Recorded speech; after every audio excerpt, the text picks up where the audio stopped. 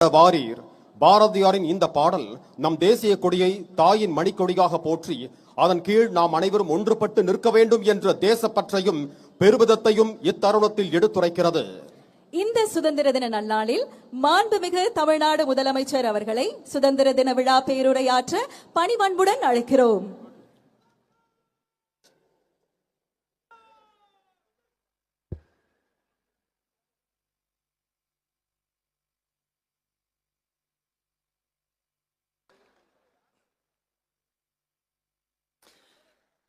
தமிழ்நாடு சட்டமன்ற பேரவைத் தலைவர் அவர்களே, மாண்புமிகு அமைச்சர்கள், நீதியரசர்கள், எம்எல்ஏஸ், எம்பிஸ், உள்ளாட்சி பிரதிநிதிகள், தலைமை செயலாளர் உள்ளிட்ட அரசு அதிகாரிகள், நம்ம தாய்நாட்டின் சுதந்திர போராட்டத்தில் பங்கேற்று இன்னைக்கும் வாழ்ந்துட்டு இருக்கிற தியாகிகள், தற்போது குடும்ப ஓய்வூதியம் பெற்று வரும் சுதந்திர போராட்ட தியாகிகளின் வாரிசுதாரர்கள், டிஜிபி உள்ளிட்ட அனைத்து காவல்துறை அதிகாரிகள், முப்படைகளை சேர்ந்த அலுவலர்கள், வீரர்கள், சிறப்பு விருந்தினர்கள், இன்னைக்கு இந்த சுதந்திர தினத்தில் கோட்டையில் கொடியேற்றுறத பார்க்க வந்திருக்கிற பொதுமக்களுக்கும், இந்த சுதந்திர தினத்தை கொண்டாடிக்கிட்டு இருக்கிற என் நெஞ்சில் குடியிருக்கும் தமிழக மக்களுக்கும், மாணவ மாணவிகளுக்கும் அனைவருக்கும் என்னுடைய சுதந்திர தின நல்வாழ்த்துக்கள், என்னுடைய வணக்கத்தையும் தெரிவிச்சுக்கிறேன்.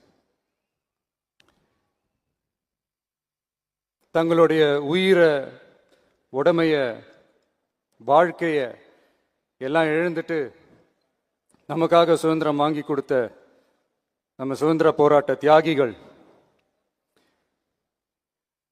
அதில் பிரபலமானவர்கள் மற்றும் பேர் தெரியாதவங்க அப்படின்னு இருந்தாலும் அவங்க எல்லாருக்கும், ஏன் அவங்க ஒவ்வொருத்தருக்கும் தனிப்பட்ட முறையில் என்னுடைய வீர வணக்கங்கள்.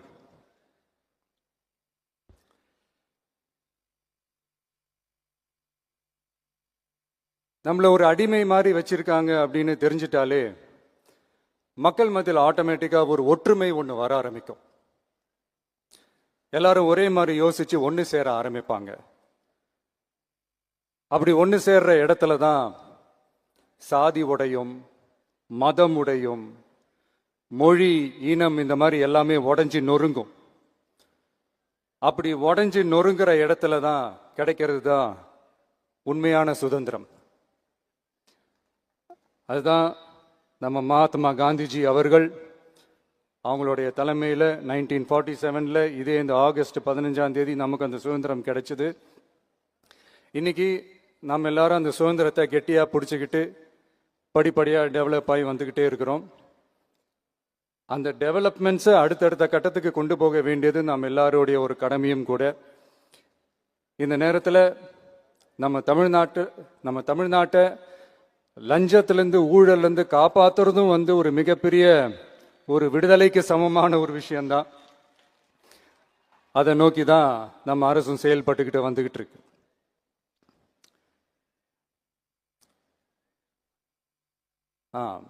இந்த 386 ஆண்டு பழமையான இந்த கோட்டையில் இங்க மேலே ஏறி வந்து இந்த 80வது சுதந்திர தின நாளில் நம்ம நாட்டோட தேசிய கொடியை ஏற்றி வச்சு இன்னைக்கு இந்த விழாவில் என்ன பேசவும் வச்சிருக்கிறீங்க. அதுக்காக உலகம் முழுவதும் இருக்கிற என்னுடைய தமிழ் சொந்தங்களுக்கும், தமிழ்நாட்டு மக்களுக்கும், ஜென்சி இளம் சிங்கப்படை தோழர்களுக்கும் என்னுடைய மனமார்ந்த நன்றியை தெரிவிச்சுக்கிறேன். பிறப்புக்கும் எல்லா உயிருக்கும் அப்படின்ற ஒரு மிகப்பெரிய ஒரு கோட்பாட்டை அடிப்படையாக வச்சுதான் நம்ம தமிழ்நாட்டை லஞ்ச லாவண்யமற்ற போதைப் பொருள் கலாச்சாரம் இல்லாத, பெண்கள் பாதுகாப்பு, சமூக நீதி அடிப்படையில்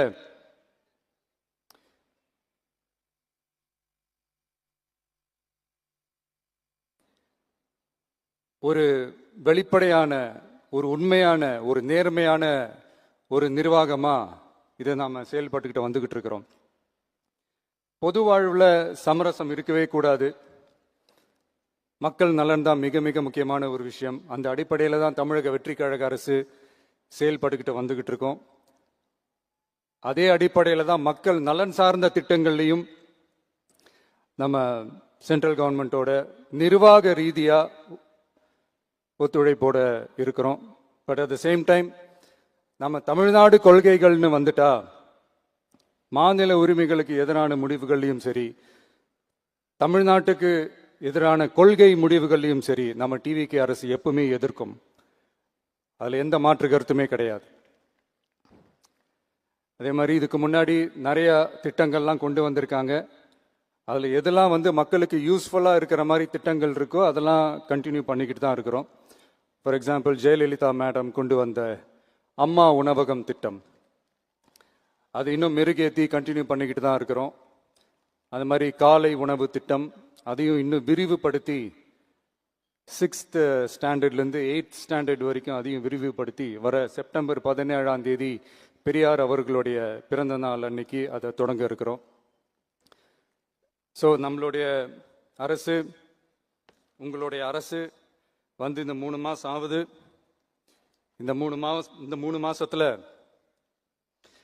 விவசாயிகளின் பயிர்க்கடன் ரூபாய் 5932.23 கோடி தள்ளுபடி செய்யப்பட்டுள்ளது. குறுவை சாகுபடி தொகுப்பு திட்டத்திற்கு ரூபாய் 134.83 கோடி வழங்கப்பட்டுள்ளது. ஒன்றிய அரசு நிதியுடன் ரூபாய் 12,642 கோடியில் 125 நாள் வேலைவாய்ப்பு திட்டம் மற்றும் ஜல் ஜீவன் குடிநீர் திட்டம் ரூபாய் 18,123.05 கோடியில் செயல்பாட்டிற்கு கொண்டு வரப்பட்டுள்ளது. சுகாதாரத்துறையில் சேவைக்கு நலம் AI செயலி கொண்டு வரப்பட்டுள்ளது.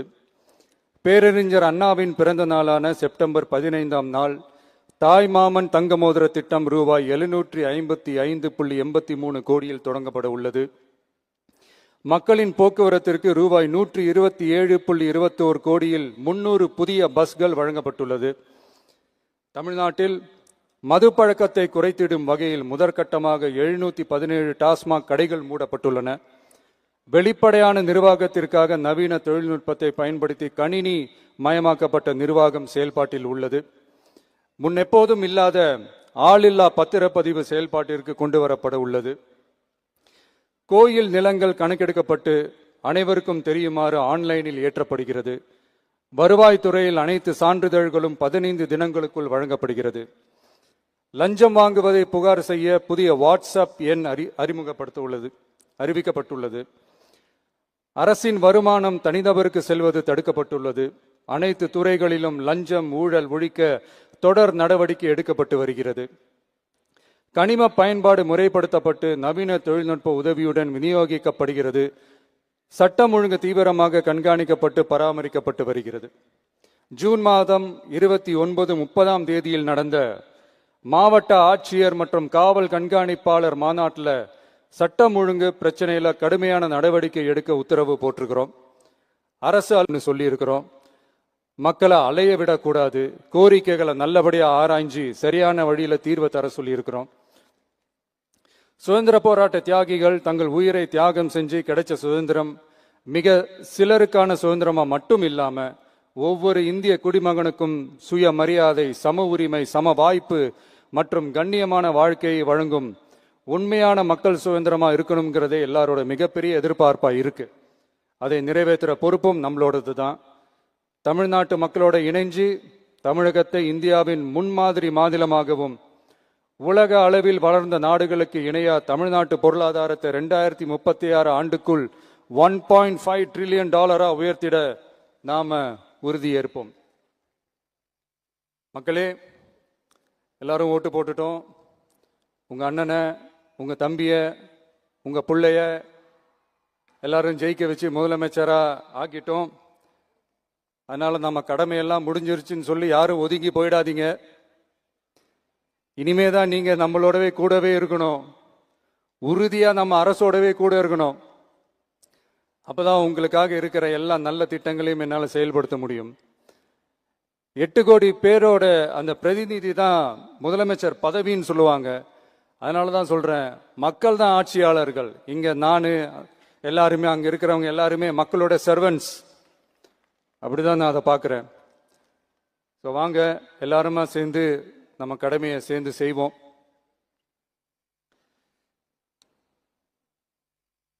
நம்ம அரசுக்கு எதிரான சக்திகளையும் சரி சதிகளையும் சரி முறியடிப்போம். நீங்க எல்லாரும் நம்மளோட இருக்கும்போது எனக்கு வேற என்னங்க கவலை? நல்லதை மட்டுமே நோக்கி நகருவோம். அப்படி நல்லதை மட்டுமே நோக்கி நகரும் உங்க அரசு உங்களுடைய எதிர்பார்ப்புகளையும் உங்களுடைய கருத்துக்களையும் மனசுல வச்சுக்கிட்டு தான் நல்ல சிறிய புதிய அறிவிப்புகளை அறிவிக்க இருக்கிறோம். அதுல ஒரு சிலதை மட்டும் இங்க நான் படிக்கிறேன். ஒன்று, தாய்நாட்டிற்காக தன்னலமற்ற தியாகம் செய்து நமது நாட்டின் பாதுகாப்பிற்காக அரும்பாடுபட்ட முன்னாள் படை வீரர்களின் நலன் கருதி அவர்களது 2 மகள்களுக்கும் வழங்கப்படும் திருமண நிதி உதவி 25,000 ரூபாயிலிருந்து 50,000 ரூபாயாக உயர்த்தி வழங்கப்படும். 2, மாற்றுத்திறன் கொண்ட முன்னாள் படை வீரர் மற்றும் அவர்களை சார்ந்தோர்களுக்கு வழங்கப்பட்டு வந்த மாதாந்திர நிதியுதவி 5,000 ரூபாயிலிருந்து 7,000 ரூபாயாக உயர்த்தி வழங்கப்படும். 3, மாநில அரசால் விடுதலை போராட்ட வீரர்களுக்கு வழங்கப்பட்டு வரும் மாதாந்திர ஓய்வூதியம் 23,000 ரூபாயாக உயர்த்தி வழங்கப்படும். 4, மாநில அரசால் விடுதலை போராட்ட தியாகிகளின் குடும்பங்களுக்கு வழங்கப்பட்டு வரும் மாதாந்திர குடும்ப ஓய்வூதியம் 12,500 ரூபாயாக உயர்த்தி வழங்கப்படும்.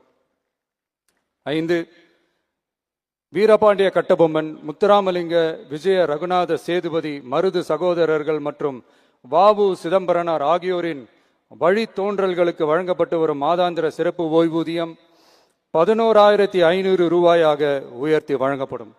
இவற்றிற்கான அரசாணைகள் அரசால் வெளியிடப்பட்டுள்ளது.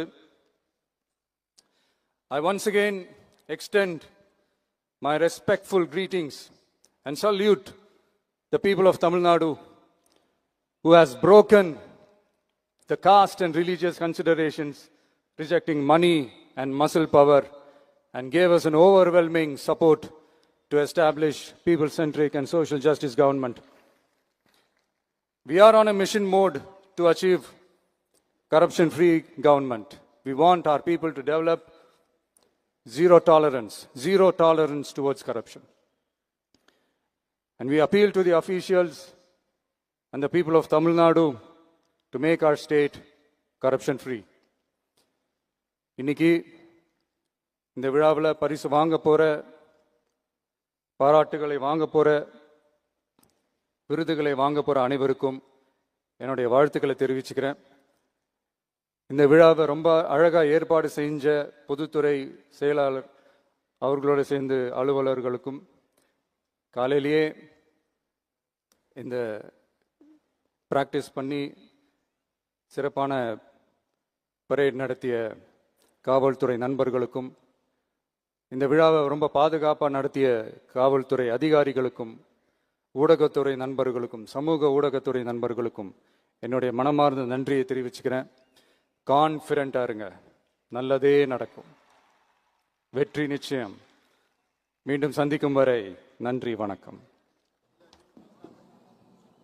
சுதந்திர தின விழா பேருரை வழங்கிய மாண்புமிகு தமிழ்நாடு முதலமைச்சர் அவர்களுக்கு மனமார்ந்த நன்றியை தெரிவித்துக் கொண்டு சுதந்திர தின சிறப்பு விருதுகளை விருதாளர்களுக்கு வழங்கி சிறப்பிக்குமாறு பேரன்போடு கேட்டுக்கொள்கிறோம். We sincerely thank the Honorable Chief Minister of Tamil Nadu for delivering the Independence Day special address. May we also humbly request him to honor the awardees by presenting the Independence Day